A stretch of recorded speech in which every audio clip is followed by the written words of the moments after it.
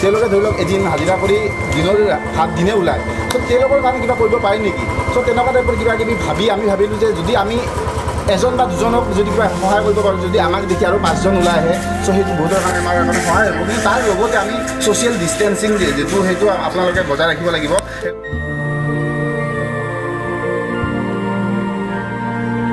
মানে ভাবি পেলাই খুব আচৰিত লাগিছে যে মানুহখিনি এতিয়া ইছ্যুটোক কিয় ইমান চিৰিয়াছলি লোৱা নাই।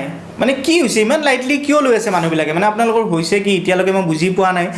আজিও দেখিছোঁ ইমান মানুহ একেলগে বজাৰত ওলাই গৈছে, গেডাৰিং হৈছে, য'ত নেকি ইমান দিনৰ পৰা এনাউন্স কৰি থকা হৈছে। আপোনালোকে নিউজত পাইছে, ছ'চিয়েল মিডিয়াত পাইছে যে ইমান দিনৰ কাৰণে বন্ধ থাকিব। আপোনালোকে আগৰ কেইদিন কি কৰিলে? মানে বস্তুটো বুজি নাপালোঁ।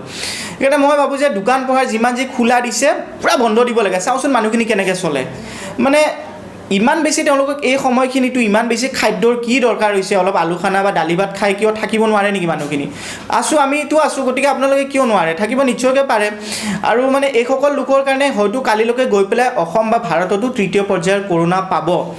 আৰু মই ইমান দিনে দেখি আছিলোঁ মানে যোৱাকালি স্পেচিয়েলি যে অসম আৰক্ষীয়ে বহুতখিনি লোকক বৰ বেয়াকৈ পিটিছে, দেখি পেলাই বেয়া লাগিছিল। কিন্তু এতিয়া ভাবিছোঁ যে একদম ঠিক কাম কৰিছে, কাৰণ আমি এইটো ডিজাৰ্ভ কৰোঁ। কাৰণ নহ'লে মানুহখিনিয়ে যিটো হিচাপত বাহিৰলৈ ওলাই গৈছে ৰখাব নোৱাৰে, মানে যদি ভালকৈ নিপিটে তেওঁলোকক। যিকি নহওক বাৰু, welcome back to channel everyone. মই জনে আপোনালোক আকৌ এবাৰ মোৰ ইউটিউব চেনেললৈ স্বাগতম জনাইছোঁ। আৰু সদায় আপোনালোকে এই চেনেলটোত বিভিন্ন ধৰণৰ ট্ৰেভেল ব্লগবোৰ দেখে, য'ত মই বাহিৰলৈকে ফুৰিব যাওঁ আৰু আপোনালোকৰ লগত শ্বেয়াৰ কৰোঁ মোৰ মোমেণ্টবিলাক। কিন্তু আজি এটা সম্পূৰ্ণ বেলেগ ভিডিঅ' লৈ পেলাই আহিছোঁ। মই ভাবি আছোঁ যে ধৰক আমিতো কিবা কৰি চলি যাম, বা যিখিনি ধৰক চাকৰিয়াল আছে, গভৰ্ণমেণ্ট হওক প্ৰাইভেট হওক, তেওঁলোকে অন্ততঃ দৰমহাটো পাব, তেওঁলোকে কিবা কৰি চলি যাব। কিন্তু এই সময়খিনি যিখিনি দিন হাজিৰা কৰা মানুহ, যিখিনি মানুহে ঠেলা চলায়, ৰিক্সা চলায়, তেওঁলোক আচলতে এই পৰিস্থিতিটোৰ লগত তেওঁলোকে কিদৰে মোকাবিলা কৰিব, তেওঁলোকে খাব কি কৰিব, আচলতে মই ভাবি পোৱা নাছিলোঁ। গতিকে এটা সৰু পদক্ষেপ এটা হাতত লৈছিলোঁ মই আৰু ভূষণ দাই মিলি পেলাই। আমি ভাবিছিলোঁ যে কিছুমান নিডি মানুহক আমাৰ অঞ্চলত, মানে একচুৱেলি তেওঁ আৰু মই প্ৰায় ওচৰা ওচৰিকৈ থাকোঁ, আৰু তেওঁ মোক পৰিকল্পনাটো দুদিনমান আগত ক'লে। ময়ো ভাবিলোঁ যে নিশ্চয়কৈ কৰিব পৰা যায়, যিহেতু বহুতখিনি নিডি মানুহ মোৰ ওচৰে পাঁজৰে আছে।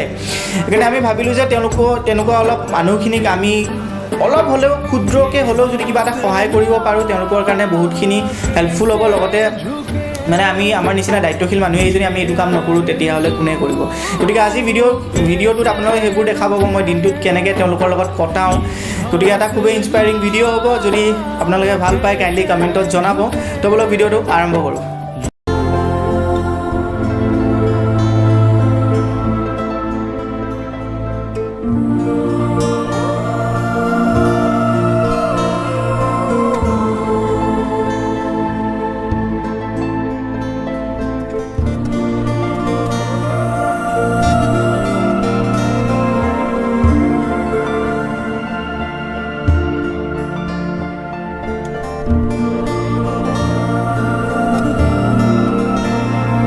চ' আপোনালোকে জানে বৰ্তমান আমাৰ গোটেই ৰাজ্যত বা গোটেই দেশতে বা গোটেই পৃথিৱীতে মহামাৰী বেমাৰ কৰোণাই আক্ৰান্ত হৈছে বহুত। আৰু সকলোৱে আমাৰ প্ৰধানমন্ত্ৰী ডাঙৰীয়া কৈছে যে সকলো ঘৰত থাকিব লাগে। হয়, সেইটো সকলো ঘৰতে থাকিব লাগে।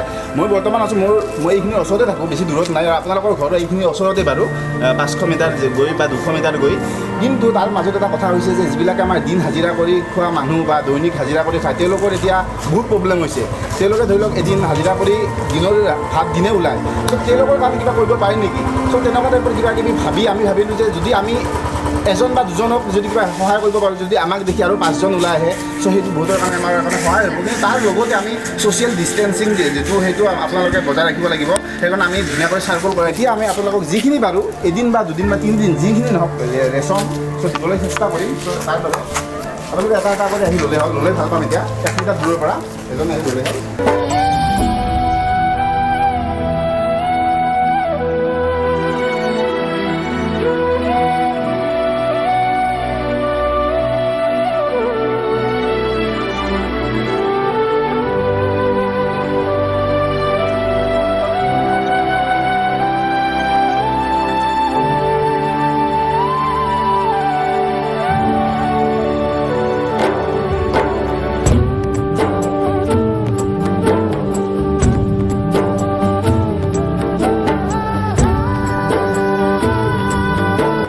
তোমাৰ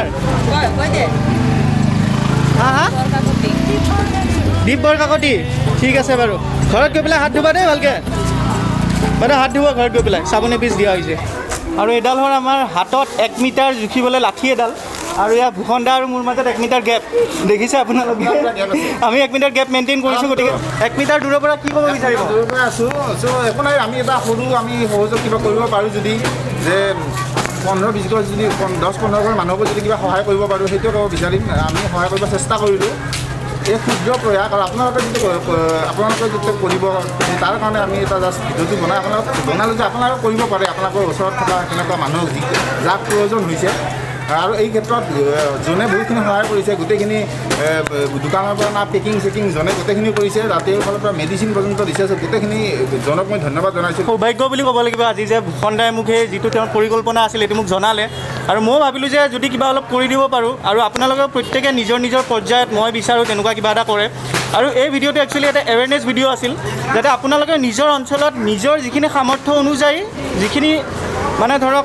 অলপ এইকেইদিন আৰ্থিকভাৱে দুৰ্বল মানুহ তেওঁলোকক যাতে কিবা অলপ হ'লেও সহায় কৰিব পাৰে মানে এইটো দৰকাৰ নহয় যে আমি যেনেকৈ কৰিছোঁ আপোনালোকে তেনেকৈ কৰিব যিমান পাৰে যেনেকৈ পাৰে নিজৰ পৰ্যায়ত নিজৰ সামৰ্থ্য অনুযায়ী আপোনালোকে কৰক গতিকে আপোনালোকে দেখিলে এটা খুব ক্ষুদ্ৰ প্ৰয়াস আছিল নিডি পিপলখিনিক হেল্প কৰাত আৰু লগতে আপোনালোক ভিউৱাৰ্ছখিনিক মানে যিখিনি আপোনালোকে বৰ্তমান চাই আছে তেওঁলোকক অলপ ইনস্পায়াৰ কৰাত আৰু এইটো পচিবল হ'ল ভূষণ দাৰ কাৰণে গতিকে তেওঁ পৰিকল্পনাটো জনালে তাৰপিছত ময়ো ভাবিলোঁ যে কৰিব পাৰি ডেফিনেটলি আৰু ময়ো তেনেকুৱা কাম কৰি ভাল পাওঁ খুবেই বেছি ভাল পাওঁ আৰু আজি এনেকুৱা সময়ত প্ৰত্যেকজন মানুহে ওলাই আহিব লাগে প্ৰত্যেকজন মানুহে নিজৰ পৰ্যায়ত নিজৰ সামৰ্থ্য অনুযায়ী যিখিনি পাৰে অলৰেডি মই আপোনালোকক কৈছোঁ সহায় কৰক আগুৱাই আহক আৰু মই ভাবোঁ আপোনালোকে মানে কাৰোবাক ইনস্পায়াৰ কৰিবৰ কাৰণে এনেকুৱা নহয় যে আপুনি পাব্লিক ফিগাৰ হ'ব লাগিব আজি যেনেকৈ প্ৰভাসে 3 কোটি টকা দিছে বা কোনোবা ডাঙৰ ক্ৰিকেটাৰে কোটি টকা দিব কাৰণ চাওক তেওঁলোকে কোনখিনি মানুহক ইনস্পায়াৰ কৰিব পাৰিব যিখিনি তেওঁলোকৰ সমপৰ্যায়ৰ কিন্তু আজি আপোনালোকক বা মোক কোনে ইনস্পায়াৰ কৰিব আমাৰ নিচিনা সমপৰ্যায়ৰ এজন মানুহে ইনস্পায়াৰ কৰিব লাগিব যাতে আমাৰ মনত এনেকুৱা কথাটো আহে যে তেওঁ যদি পাৰিছে মই কিয় নোৱাৰিম গতিকে ময়ো আজি জাষ্ট এইটো এটা ইনস্পিৰেশ্যন ভিডিঅ' হিচাপত আপোনালোকক আগবঢ়ালোঁ আপোনালোকো আগুৱাই আহক আৰু আপোনালোকে যে তেনেদৰে কৰিব লাগিব তেনেকুৱা কোনো কথা নাই কাৰোবাৰ আপোনালোকে যদি পাৰিছে 1 পেকেট বিস্কুটেই দিয়ে হওক 1 কেজি চাউলে দিয়ে হওক 10 টকা হওক 20 টকা হওক আপোনালোকৰ তাত কিবা অলপ মেডিচিন বেছিকৈ এভেইলেবল আছিল কাৰোবাৰ পেটৰ বেমাৰ হ'ল আপুনি মেডিচিনটোকে তেওঁক সহায় কৰিলে যিকোনো সহায়টো যিকোনো ধৰণৰ হ'ব পাৰে গতিকে মই বিচাৰিছোঁ আপোনালোক ওলাই আহক সকলোক সহায় কৰক আৰু চাওক আমি সকলো কাম যে চৰকাৰে কৰিব তেনেকুৱাকৈ আমি বহি থাকিলে নহ'ব কাৰণ চৰকাৰে তেওঁলোকৰ যিখিনি কৰণীয় সেইখিনি তেওঁলোকে ডেফিনেটলি কৰি যাব কিন্তু এজন দেশৰ নাগৰিক হিচাপত বা এজন ভাল হিউমেন বিং হিচাপত আমাৰ যিখিনি কৰণীয় আছে কৰ্তব্য আছে আমি এইখিনি ডেফিনেটলি কৰি যাব লাগিব আৰু অসম চৰকাৰে এটা খুব সুন্দৰ পদক্ষেপ হাতত লৈছে অসম আৰোগ্য নিধি বুলি যোনটোত আপোনালোকে গৈ পেলাই অলপ ডোনেশ্যন কৰিব পাৰে লগা হ'লে 10 টকাই হওক 50 টকা 100 টকা 1000 টকা মানে যাৰ যিমান সামৰ্থ্য হিচাপত আপোনালোকে ডোনেশ্যন কৰিব পাৰে মই ডেছক্ৰিপশ্যনত লিংকটো দি দিছোঁ আপোনালোকে যাব পাৰে তাতে বেংক একাউণ্ট নম্বৰ IFSC গোটেইখিনি আছে যিটো আপোনাৰ অসম চৰকাৰৰ পুঁজিত জমা হ'ব আৰু তেওঁলোকে বিভিন্ন ধৰণে মানুহক সহায় কৰিব কেনেকৈ কৰিব মই বিশেষভাৱে নাজানো কিন্তু অসম আৰোগ্য নিধি বুলি তেওঁলোকে এটা পদক্ষেপ হাতত লৈছে গতিকে আপোনালোকে এইটোত যাব পাৰে গোটেইখিনি ডিটেইলছ ডেছক্ৰিপশ্যনত দিয়া আছে আৰু যদি বিচাৰে অলপ ডোনেট কৰিব পাৰে গতিকে বহুত বেছি কথা নকওঁ ইমানে আছিল আজিৰ ভিডিঅ'টো যদি আপোনালোকে ভাবে যে ভিডিঅ'টোৱে বিভিন্নজনক ইনস্পায়াৰ কৰিব কাইণ্ডলি শ্বেয়াৰ কৰি দিব আৰু যদি পাৰে কমেণ্ট কৰি জনাব যে আপোনালোকৰ ভিডিঅ'টো চাই কেনেকুৱা লাগিল এই ভিডিঅ'টো কাৰোবাক সঁচাকৈ ইনস্পায়াৰ কৰিছেনে আপোনালোকক কৰিছেনে নাই সেইটো কমেণ্টত জনাব গতিকে ইমানে আছিল আজিৰ ভিডিঅ'টো ধন্যবাদ জয় আই অসম